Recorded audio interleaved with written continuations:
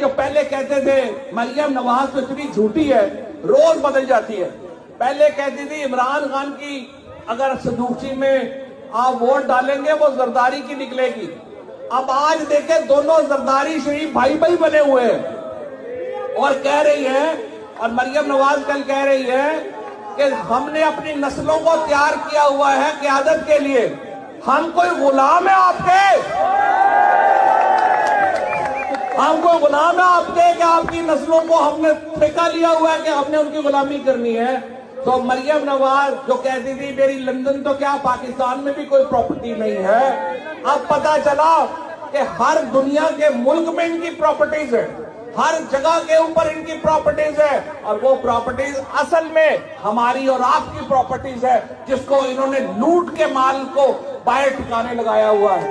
انشاءاللہ تعالی ہم نے یہ جو